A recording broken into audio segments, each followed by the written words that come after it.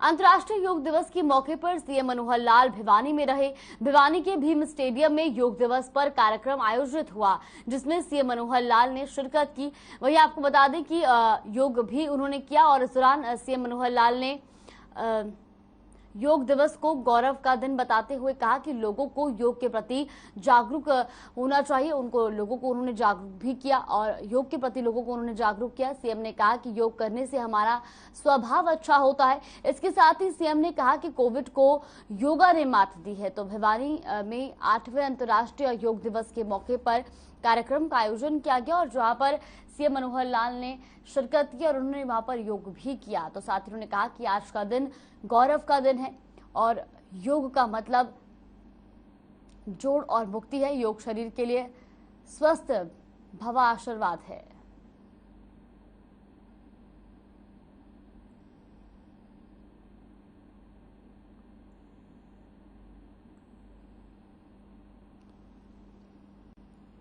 तो सीएम मनोहर लाल ने आज के दिन को गौरव का दिन बताया है।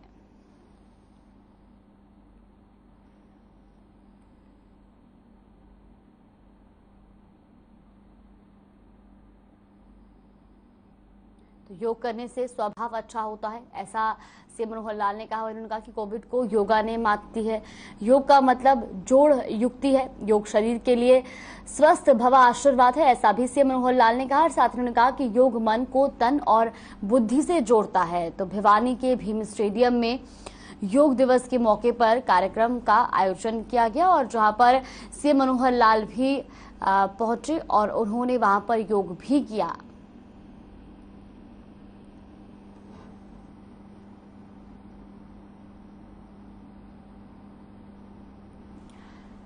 तो योग शरीर के लिए स्वस्थ भवा आशीर्वाद है, ऐसा भी सीएम मनोहर लाल ने कहा। ये तस्वीरें आप देख सकते हैं, जहां भिवानी के भीम स्टेडियम की तस्वीरें आपको दिखा रहे हैं, जहां पर सीएम मनोहर लाल ने शिरकत की। उन्होंने वहां पर योग किया और साथ ही साथ उन्होंने संबोधित करते हुए कहा कि आज का दिन गौरव का दिन है। आज पूरे देश में ही नहीं, विश्व में भी योग को जो है वो बढ़ चढ़कर युवा जो है वो इसमें हिस्सा ले रहे हैं। योग को बढ़ावा दिया जा रहा है, योग लोग कर रहे हैं। साथ ही साथ उन्होंने ये भी बताया कि 3 साल जो है देश 3 साल से कोरोना से जूझ रहा है और ऐसे में कोरोना काल में भी जो है योग ने एक अहम भूमिका निभाई है और योग ने कोविड को मात दी है। तो साथ ही उन्होंने ये भी कहा कि योग का मतलब जोड़ युक्ति है।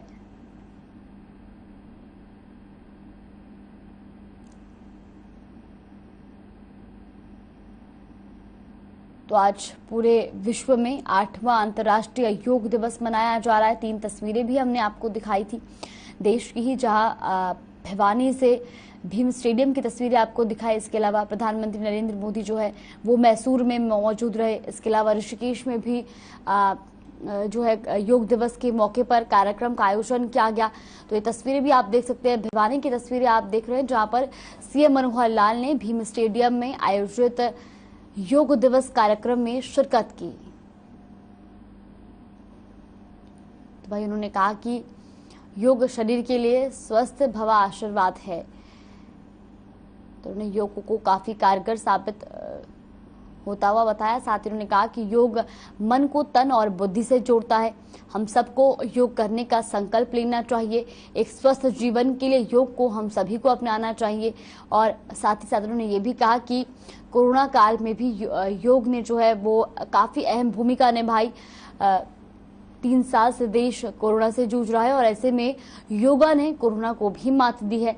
लोगों ने योगा को अपनाया है और साथ ही साथ एक स्वस्थ जीवन के लिए योगा एक कारगर साबित हुआ है।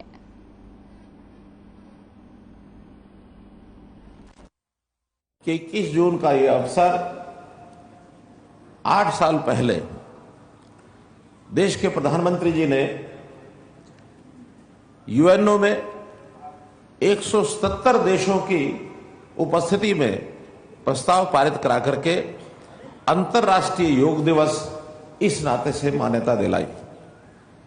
एक बहुत बड़ा आयोजन मैं इसको मानता हूं कि दुनिया में भारतीय संस्कृति की जो देन है योग, इस योगासन को, योग को अंतर्राष्ट्रीय ख्याति दिलाई, मैं उनका बहुत बहुत आभार और धन्यवाद प्रकट करता हूं।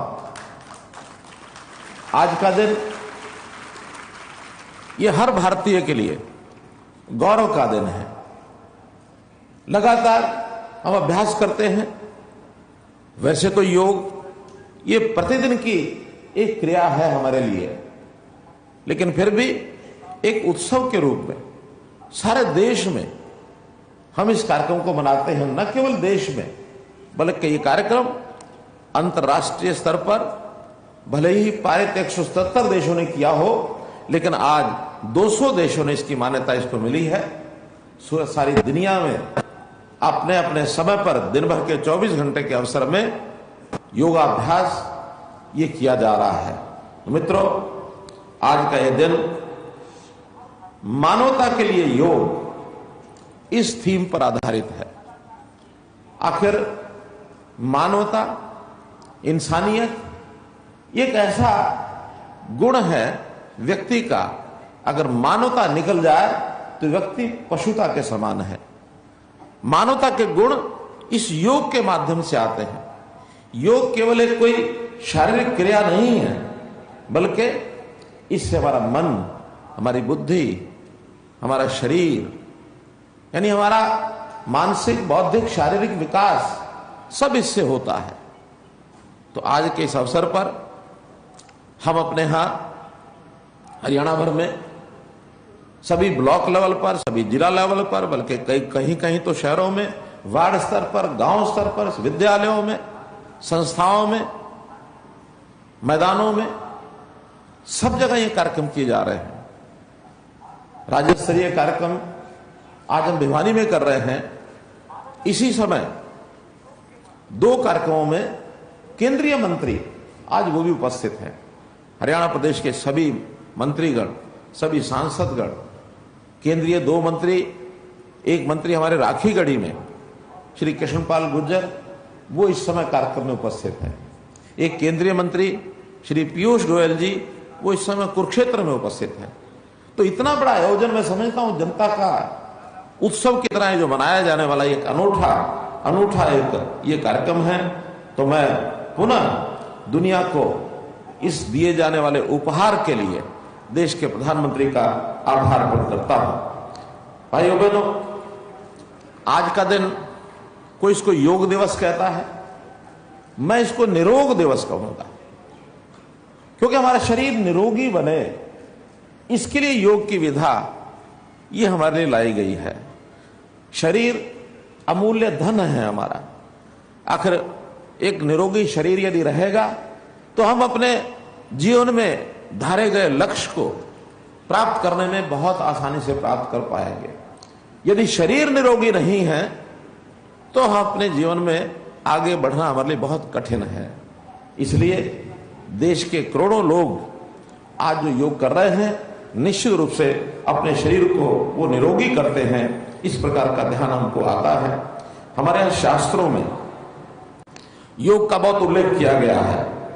ऋषि महर्षि पतंजलि जी ने कहा कि योगा चित्त वृत्ति निरोधा, योग करने से हमारी चित्त वृत्ति, हमारा स्वभाव ये निरोधक बनता है। अर्थात इसके अंदर कहीं भी कोई दुष्विचार मन में आता है तो उस दुर्विचार को ठीक करने में योग की साधना ये हमको बहुत ही काम आती है। योग के कहते हैं 8 प्रकार हैं।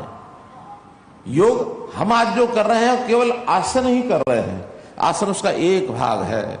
योग हमारे लिए इतनी विधाओं से भरा हुआ है कि हम कई बार उसका स्मरण ही नहीं करते, उसका हमको आभास ही नहीं होता। योग के बारे में सामान्यतः 8 अंग इसके हैं। यम, नियम, आसन, प्राणायाम, प्रत्याहार, धारणा, ध्यान, समाधि, ये 8 भाग हैं इसके। कोई यौगिक 8 भागों को अगर करता है तो अपने जीवन में ये कह सकते हैं कि वो मुक्ति के मार्ग तक पहुंचता है। ध्यान और धारणा बहुत बड़े भाग हैं इसके। शारीरिक क्रिया एक चीज है, बौद्धिक क्रिया दूसरी चीज है, मानसिक क्रिया तीसरी चीज है, आत्मिक क्रिया चौथी चीज है। तो ये केवल आसन तक सीमित नहीं, बल्कि इसके अलग अलग जो भाग हैं और इसमें तो कई बार इसके अन्य अन्य नामों से हम जानते हैं, कर्मयोग, भक्ति योग, ज्ञान योग। भगवान कृष्ण ने जब गीता का उपदेश दिया उस समय ये शब्द कहे थे, योगः कर्मसु कौशलम, अर्थात योग करने से हमारा जो कर्म है ये कुशलता से हम कर सकते हैं।